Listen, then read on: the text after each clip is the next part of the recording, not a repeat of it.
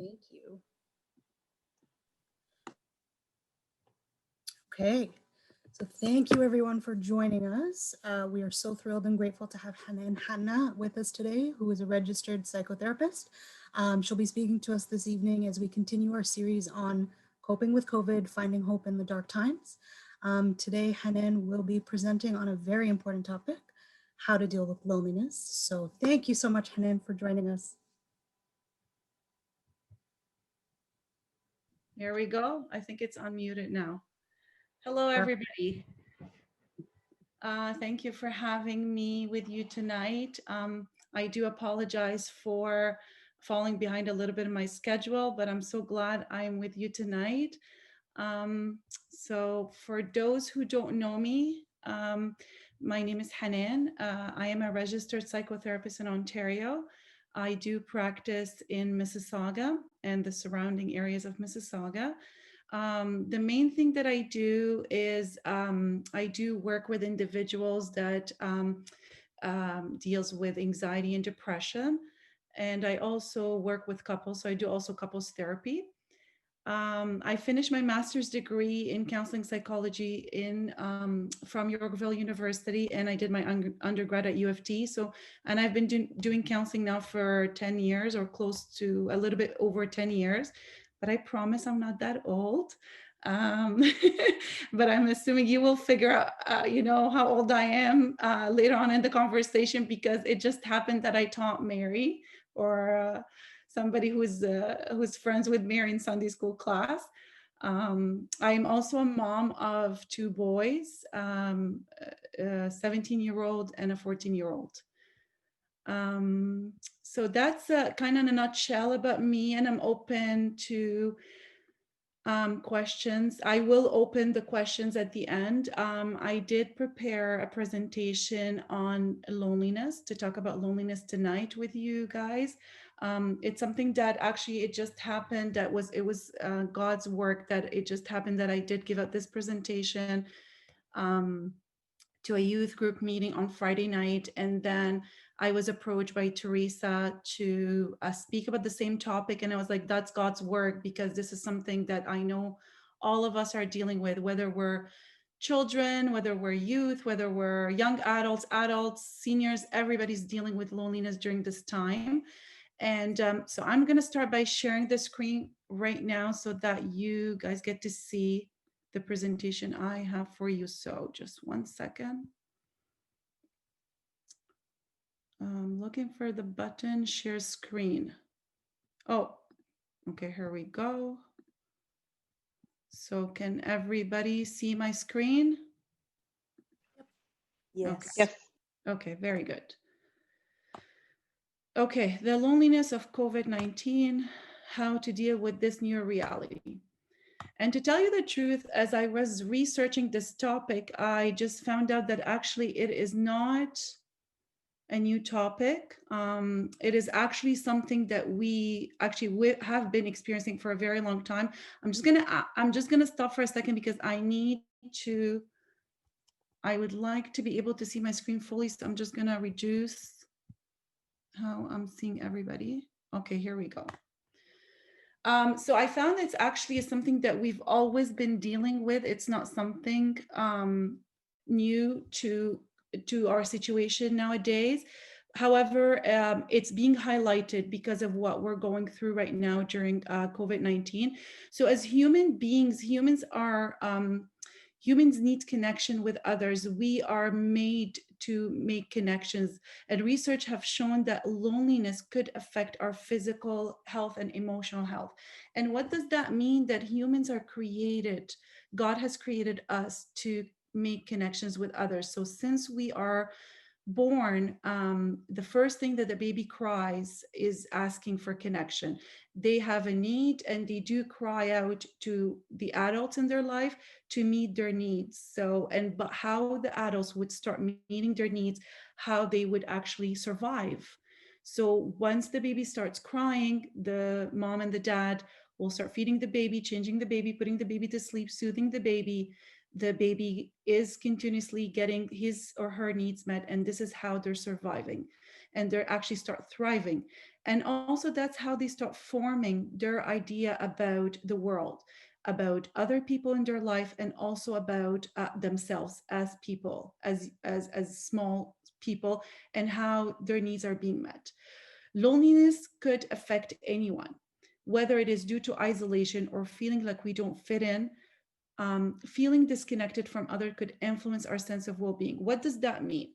So as I started to research for about loneliness, and I learned more and more about loneliness, I learned that loneliness is different than being alone. So being alone is something that I enjoy, being by myself. I enjoy the time that I spend on my own, reading, doing whatever I would like to do on my own. However, loneliness, sometimes I could be around people and I could still feel lonely. So loneliness, it's not by choice. However, being alone, I could choose to be alone, and it could affect anybody. So it's not necessarily because I lack social skills. So there's a common stereotype that people who don't know how to talk to other people, who lack social skills, may actually be impacted with loneliness. And they found out that this is not true. That there was a study done that did test this theory, whether it's actually because of lack of social skills, and they found it had nothing to do with this. So it's actually not nothing wrong on my part, but I just happen to have found myself in this situation where I feel lonely. And if I feel lonely, that means I'm actually lonely. And they had done a study also, and they found that 60% of young adults between the ages of 18 and 34, that they often say that they're lonely. And they did the same study also in the States, and they found about 46% of the population, they feel lonely on a regular basis. And again, as I said, it happens that you could be within your family, around people, in a social setting, and actually still feel lonely. And so if you do feel lonely, that must be you actually have this feeling, and actually it is true. So it's not like you're imagining this. So it is a personal experience, and it is different from one person to the other. So loneliness is part of our biology. What does that mean? And I wanted to kind of approach this topic from different angles. So I wanted to approach it, and I'm a therapist, so I'm not a doctor. Like, I don't know all the physiology that happen with our emotions, but I know enough that I can share it with you. And I do know that we feel our emotions in our body. So feeling loneliness, it's a feeling that it's actually meant for a specific function. Actually, this is something, as I was doing research for this topic, I actually came to discover this. Like, that was also something, a new information for me. So as I'm relaying this information to you, I'm also kind of in the process of digesting all of this. So loneliness, what it means, it's like hunger. When you are hungry, there's that feeling, that pain, that physical pain that says you're hungry, I need to eat. Loneliness, apparently, it's also a pain that you feel in your body, and you feel emotionally and psychologically. It's meant to communicate a message to you. And what it's trying to tell you, that there's a social need. And remember how I told you a few minutes ago that, look, we are meant to connect as human beings. We are meant, in order to survive, we need to be with others. We need to be in a community. So when you are in isolation, when you are alone, you start to feel that pain of that I need to connect with others. So there's that need, social needs, that I need to be around other people. So it's actually meant to alert you that there's something that is not right. So obviously it is an indicator of survival, that it alerts you that there's something wrong. You need actually to do something about it. So in order to avoid exclusion, your body came up with the emotion of social pain. It is an evolutionary adaptation to rejection. So what it means is that where the body is trying to tell you that you cannot tolerate long period of exclusion, you cannot tolerate long period of rejection. I need to figure out a way how to get myself out of that being excluded, because if I'm excluded for a long period or for enough periods, actually that may harm me physically and emotionally and psychologically. So it is an early warning symptom that would stop the behavior, that would stop me from being the behavior that actually further makes me isolated. So I hope you are able to grasp this information, and as I said, I'll open the floor for questions afterwards and we can go over it together. But it's mainly, if you want to take something out of this, that it's meant for our survival. It's meant to alert us that something is not right with our environment at this point. So these mechanisms of keeping connection worked well until human began to building a new world for themselves. So obviously when we were created to be together. We were always in communities. People were always working for survival together. They were eating together. They were doing things together as a community, as a group. However, over time, loneliness had started to evolve, or it started to show up more and more as the world started to move into the modern world. And let's get a little bit of an idea of how this came about. And again, that's a little bit of a history background, which I found it to be interesting. So I thought I wanted to share it with you guys, how this loneliness pandemic started. So it's what it was said, it started in the Renaissance time, where the Western culture started to focus on the individual. Intellectual people started to move away from the collectivist community, and it started to stress more on the individual responsibility. So as the industrial revolution started, people left their villages, they started working in factories, and communities that extended for hundreds of years, it started to dissolve and cities started to grow. As our world became modernly, this trend grew of people moving to vast distances for new jobs, education, and leave their social net behind. And I guess this also very obvious that it happened um, as far as immigration to North America, to Canada and the United States, where you see young adults leaving their families behind back home and starting to come to Canada and starting building roots here away from their social network, from their families. And at that time, during those couple of years when they're building their social network, they do experience this loneliness. So we are very familiar when we get to move elsewhere, away from our families for new jobs and education. And what happens, it ends up that we start meeting people fewer and fewer in person. And this also happened with the evolve of the social technology. And we started to meet even less often than in the past. So with connecting on the phone, with connecting on social media, with connection that we're doing right now, on the internet, you'd notice that people started to meet fewer and fewer times in person. They started to meet less often, just because we're depending on that we're connecting somehow by texting. And that also can, and we will see, I will continue to talk about in my presentation, how this is contributing to our loneliness. And most people would stumble upon loneliness by accident. So it's not intentionally that we mean to be lonely, but it just happens by accident as we become busier. The most easier thing to sacrifice is time with family, with friends, till you wake up one day and you find yourself isolated, even if you yearn for connection. So even if people do yearn for connection, they find themselves in isolation just because of the pace of life just kept getting busier and busier. So it is hard to find connection as adults, so loneliness can become chronic. And what does that mean? It becomes chronic. I will explain that in a little bit, but I want also to highlight the impact of loneliness on our body and on our psychological well-being and our emotions. So it does increase the level of cortisol in our body, which is a stress hormone. And what happens when we have an elevated level of cortisol in our body, it weakens our immune system. It can trigger depression and suicidal thoughts. It can cause poor decision making. It can decrease our memory.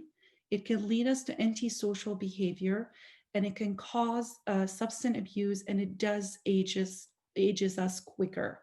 And they've done a study where they notice loneliness can have an impact on our body as if we're smoking to up to 15 cigarettes a day. That's how much it can have an impact on our body, and it can, as I said, it can quicken people to age. It can actually contribute to, for older people, to actually hasten their death. So loneliness, we're starting to realize loneliness is a problem. So it's defined by so as we would like to kind of put some sort of a definition to it, what is it exactly? And I hope we start to pick up on it as we are moving forward in our discussion. That so it's defined by experts as feeling lonely more than once a week. Loneliness is more than just being alone, as I stated in the beginning. It is a state of mind in which you feel alone, even if you're not, leaving your feeling empty, alone, and even unwanted. And I'll talk in a little bit about the cycle that we get into while we feel that we are actually, as we are alone, we start to feel like we are not wanted by others. So we start to have these negative thoughts that comes into our mind that would start make us feel it's actually the other people who don't want to be around us. So sometimes our thoughts, our feelings and fears can keep us stuck in a negative pattern that can impact our mood and ability to engage with others, which definitely, as the negative thoughts are there, as the negative feelings are there, and our fear to actually connect and get out of our isolation, it makes us feel stuck. So we don't engage as often with people. So, and that's when it becomes chronic. So you get into the cycle of loneliness. So once loneliness is chronic, it becomes self-sustaining. So there's the social pain leads to immediate defensive behavior. So as soon as you start to feel this social pain and you try to get out in situation, you'll start noticing, you'll start to look at people in a different way. You'll start become more defensive. If I'm feeling this pain, I'm in isolation, I'm feeling alone, it's actually maybe people don't want to be around me. So whatever their approach is that they're trying to approach or reach out to you, you may not take it in actually in a positive way. And remember, we're talking about if this loneliness becomes chronic. So this takes time. Over a period of time, you start becoming more and more defensive. Your brain will go into self-preservation mode. So it starts to see danger and hostility everywhere. So now, over a period of time, when this has become a chronic, I've been feeling lonely for a long period of time. I'm starting to feel more and more the isolation. I am by myself all the time. Nobody likes me. Nobody wants me. My brain is start to feel the threat. It feels threatening. I feel anxious. And when I go out, I start to feel more and more people don't want to be around me. And your brain starts to be much more receptive and alert to social signals, while it gets worse at interpreting them correctly. So I start noticing people are sitting together and they're not including me. And I'm thinking it must be something wrong with me. So I'm starting to read what's happening around me. It's actually something that has to do with me. So I'm reading the social signals wrong. Or people are standing in a corner having a serious conversation. I think they're talking about me. So I start to be defensive toward them. I don't like them. Why are they talking about me? Right? And then you start to pay more attention to others, but you understand them less. The part of your brain that recognizes faces gets out of tune and becomes likely to recognize neutral faces as hostile. So even if somebody is just looking neutrally, they're not giving you any sort of signals, you start to pick up on it. They're actually don't like me, or they don't want to look at me, or whatever it is, that I start picking up social clues, but they're not the correct ones. And loneliness makes you assume the worst about others' attention towards you. Because of this perceived hostile world, you become more self centered to protect yourself, which can make you appear cold, unfriendly, socially awkward than you really are. So, as you feel others are not, they're out there to get you, or they don't like you, or they don't want me, you start to become more and more cold towards people. You start to be more and more unfriendly. And guess what happens? They don't, when you were appear cold to people, when you appear unfriendly, then exactly it's that self-sustaining situation that that I was saying earlier, that it ends up ends up being in isolation. Because then if you're cold towards people, then they will not like that. They won't call you, they don't want to be around you, and guess what, you're left by yourself.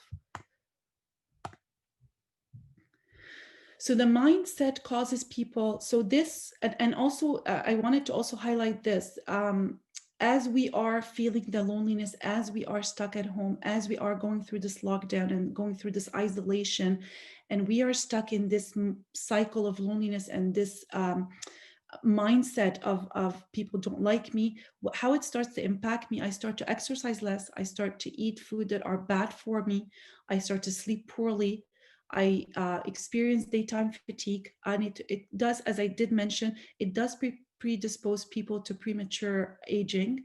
And there was, as I said, there was one study determined that loneliness can hasten death by 26%. So loneliness seems to have also increased partially due to the increased reliance on the internet for communication. Social media have caused people, especially youth, to have no real close friends, and they cannot form secure attachment in their relationship. So what does that mean? As I was mentioning, as our world has evolved, as the internet has evolved and became a vital piece of technology, like it became so important to our life and to our well-being and to our I meant like as day to day we do things, we rely so much on the internet, we rely so much on connecting over Zoom, over email, texting, WhatsApp, whatever means we communicate with others. We started to notice that instead of actually building those connections, it just made us further away from connecting with people.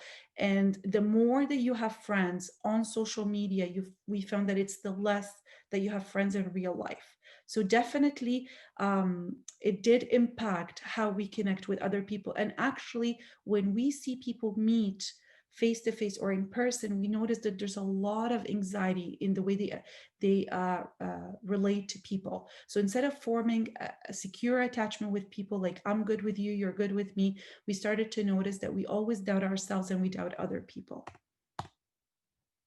So experts note that having just a couple of close friends can make a huge difference in feeling lonely. Social interaction should be measured in quality, not quantity. If the pandemic has merely worsened your social situation and left you feeling more alone than ever before, trying stepping out of your comfort zone and addressing the loneliness. So, what does that mean? Very simply, that definitely having one or two friends that you do have a secure attachment to, a deep relationship with a friend or with somebody who you really care about, they care back about you, that could be more than enough, more than what you need to actually be able to feel that you do belong. So definitely having a ton of friends on social media, and I'm talking especially about younger group who definitely thrive on this, how many likes, how many views, how many, you know how popular I am. Definitely, we notice that they do suffer from loneliness. However, when we do encourage those deep relationships and those deep connection with one or two friends, we notice that it makes a huge difference as far as with how they feel about themselves and the people around them. So definitely, if you notice that loneliness has impacted you, especially during this pandemic, and I noticed a lot of people have developed those feelings and emotions of loneliness, especially more than ever because of the lockdown, because what we've been going through. Um, and I will give you, I will give you definitely steps of what to do, but definitely you reaching out, you trying to get out of that comfort zone or that mindset, it will be a first step. And to try to be more aware, is that what I'm going through, is that what I'm feeling, is it the loneliness that I'm feeling? So it's kind of being more in tuned with your feelings and your emotions. So the first step so now I'm going to start to talk a little bit about the practicality of what we can do about it. So definitely the first step is you start to be aware of the vicious cycle that you are trapped in. So an initial feeling of isolation leads to, so the cycle, if I want to talk about the cycle, so the first thing is there's an initial feeling of isolation, which it's happening to all of us right now. Then it leads to feeling of tension and sadness. So definitely we start to feel sad. There's a lot of losses that we're going through right now as well. So you'll notice that you'll start to be sad about losing the connection, losing meeting friends, losing the social gatherings at church, losing being at church, attending liturgy. So there's a lot of losses we're experiencing. People are not as often wanting to connect over the phone right now. I noticed that people are having a hard time just dialing a number or even texting somebody or connecting with someone. There's just a sense of fatigue. There's that sense of, I don't really feel like it. So definitely that would increase our tension. It will increase our sadness. If nobody's calling me, I don't feel like calling anybody, which makes you focus your attention selectively on negative interactions with others. So then your mind will start to go to the negative interactions you've had with other people before. It will start to go to negative places, negative thoughts, which will make your thoughts about yourself and others more negative, which then will change your behavior. You begin to avoid social interaction, which leads to feelings of more isolation. So basically, the cycle, it keeps repeating itself. I feel isolation, it leads me to sadness. I start to think of bad thoughts about, how nobody likes me. Nobody wants to be around me. If nobody wants me, I don't want to be around anybody. Then I don't reach out, and then I'm stuck again in isolation, and so on and so forth. So this cycle becomes more severe and harder to escape each time. So each time there is this cycle happening, and it could be on a daily basis. It could be a couple of times during the day where I go through this cycle. So each time it happens, it gets harder each time to escape it. So loneliness makes which what happens is it makes us sit far in class or in church, not answering the phone call, declining invitation till it stops. You feel excluded. So even if people do reach out to you, you actually don't notice it. You actually stop answering the phone calls. You actually stop answering texts, and you start to isolate yourself even more and more. This process may lead to depression and mental state that can prevent you from making connection, even if you want to. Okay, so one of the things that I also thought of to kind of think of it as another step that we can take is start to accept loneliness as a totally normal feeling and nothing to be ashamed of. It literally everybody feel lonely at some point in their life. It is a universal human experience. You accept your feelings and work on its cause. So definitely we can feel a lot of shame with feeling lonely, especially now when I'm having this conversation or this discussion. I can already, even though I don't see your faces, but I can sense that some of us may start to feel ashamed. If I feel lonely, if this is my problem, I feel such shame that I'm actually going through this. And right away you feel it's only me. I'm only going through it. And what I'm trying to tell you is it's not only you, it's all of us. At one point of our life we will feel it. As I said, right now we're going through a collective emotions of feeling shame and loneliness and feeling losses, and it's most of us will go through it. The only thing is we don't get to talk about it, and that's why we're having this discussion, so that I get to tell you it's not only you, it's me as well. It's all of us that we go through it. So trying to work to realize this and to accept that this is something that we all go through it, so you're not alone. So what can we do about it? So we need to socially stick together. So the new term is physical distance, not social distancing, and turn it into distance socialization. So definitely we used to hear in the beginning of the pandemic about social distancing, that we need to distance ourselves socially from other people. But they've, after I think few months, I think they started to change that vocabulary, those words, and change it more into we need to physically distance ourselves from other people in order not to contract the virus, but not necessarily socially distance ourselves. So definitely it's how we socialize in a distance. That's the whole idea that we're hoping that we can make you aware of tonight. So definitely we can start using the technology in a socially healthy way. And that was something very important that I felt I needed to put there, because we think that, as I spoke of the negative impact of the social media and having our phones and having the use of the internet, where we feel that it can contribute to our social isolation, or we feel that we're feeling lonely, it actually can be used in a healthy, positive way. And definitely the way, if we were to do it on purpose, if we were to connect socially on the phone, or schedule a Zoom meeting on purpose to meet up with somebody, that's actually how we can use it in a positive way, in a healthy way. I truly believe if it wasn't for Zoom, if it wasn't for the internet, if it wasn't for how we're connecting socially online, I don't think it would, I think it would have been that much harder to survive this pandemic. So definitely it is a blessing to be enjoying the technology nowadays. It's how we use it.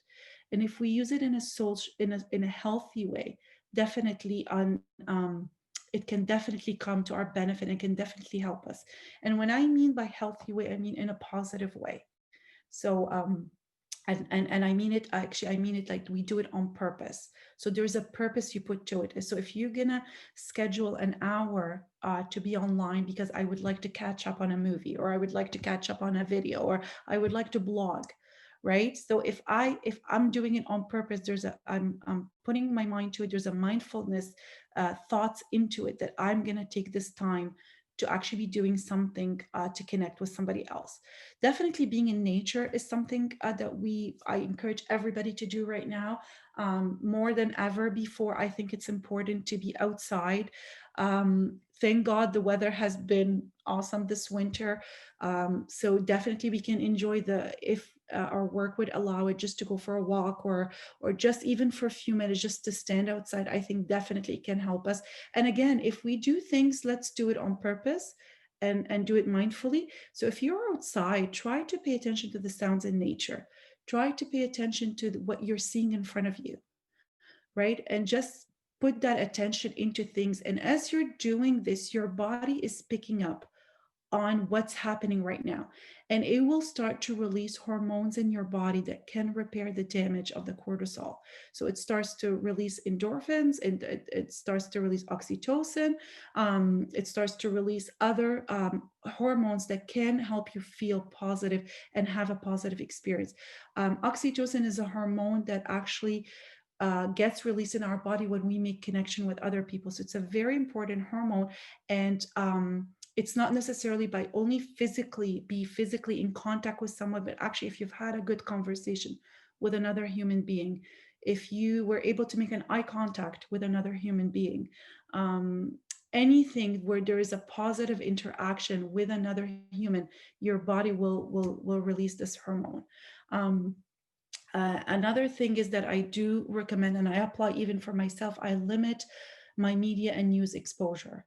So I try as much as I can to limit myself from hearing the news every day, and hearing the numbers, because definitely, as much as I want to be aware of what's happening, I hearing those numbers all the time, it does cause me to feel anxious. It does cause me feel like things are out of my control. I cannot control what's happening, and that can increase my anxiety. So I usually, what I do, I would listen to the news once a week or twice a week at the most, especially when there's an important announcement, just to know what is expected of me, what I need to do.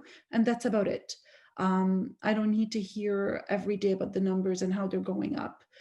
So that's how I think I help myself with my anxiety around all of this. And something else that I felt I wanted to share with you today is how we can create a new normal. So we know how things have been not the same. Things have changed, and it has changed. For whatever reason it did change, as far as our work, our family setup, whatever it is that's going on in our life right now, we know that things are not the same, and we are not so sure if things will be the same. And sometimes we do yearn to, oh, I wish I can just go back to how things were. I wish we can do things like how we used to. But I learned very quickly that things may not be the same. I learned that things may not go back to where it was, but it not necessarily that if I do create a new normal for me, that it will be a bad one. So definitely, as the time is becoming longer and longer, as we are in this pandemic for almost a year now, it's definitely difficult to live in a temporary setup. It's definitely to live in a waiting game, right? Till when this is over, I'm going to do this. When this is over, I'm going to do this, right? I think it's better for us, as for our body, for our mind, for our well-being, to start creating some sort of a new routine for myself and say, you know what, this is from now on, this is going to become my new normal. And just continue to work on this and just build yourself a new way of doing things, and appreciate the way you're doing things right now. Because I truly believe, even if we were to go back, or after this pandemic is over, I feel that some things are here to stay. I feel that how things have evolved, how things have changed in our world, how we are doing things right now, I have a feeling that some things will be here to stay. So how can we adapt to this? And we are very adaptable. Humans are very adaptable. So how can we start creating a new normal for ourselves? So this is something to start thinking about. How to be present and mindful. I think I did highlight it very much in the earlier points. When you do something, do it on purpose. How you can help yourself and others. That's very important. How you can, as I said, creating this new normal. going out in nature, exercising, doing things on purpose, having the sense of gratitude that we are blessed with so many things that are going on right in our life. I know there are other losses that we're experiencing, and that does not take away, just because you're grateful doesn't take away the feeling of the sense of the losses and the sadness we can go through. And then also start to figure out, how can I help others? How can I create meaning for myself out of all of this, and start to reach out to other people? And I found this to be very much a key in how people have been coping with this pandemic. When they start helping out other, when I can get out of my comfort zone that I did talk about, out of my mindset, out of what's happening with me, and start reaching out to other. Because if I am feeling sad, somebody else must be feeling sad. If I'm feeling lonely, somebody else must be feeling lonely. So how can I get out of this, I'm stuck in this, I'm a victim of this, to the other side, and start to reach out to other people? And through this, I can actually help myself. If I can get out of that circle or that stuckness and reach out to others, that's actually helping me as well. So definitely there's a correlation between connection and overall health is very clear. We definitely see this. We know that social interaction and connectedness can be used as a treatment and prevention for feeling of loneliness and isolation. Connecting with others during this period of isolation and using technology in a socially healthy way can increase pleasure and continue to release oxytocin that we need to thrive and survive. This in turn reduces stress and increases happiness. So definitely connecting is key, and is a key for prevention to continue to feel loneliness and isolation. And it does help us definitely when we start connecting to reduce our stress and to increase the oxytocin in our body. So physical distancing may protect us from the coronavirus, but it may not deprive us from our innate need for connectedness and belonging. So those helplines that I'm going to share with you, as I did tell you earlier that I did share it with the youth. So some of it is kids helpline, but I know that some young adults can access those numbers and actually can get some sort of a crisis intervention and therapists available online for anonymous. If you want to call somebody anonymously and you don't want to mention your name, CAMH have been a great place to reach out if you ever need to speak to somebody. So definitely those numbers are well, and sites are well worth it for you to have or take a note of if you want to take a picture of it, to reach out, to start, telling someone that you are not feeling okay, that you need help, and that you need somebody to hear you out. And I wanted to give you some sort of questions for discussion that can open the floor for discussion. So maybe I can hold on to that till I see if you guys have any questions first before we get into those questions.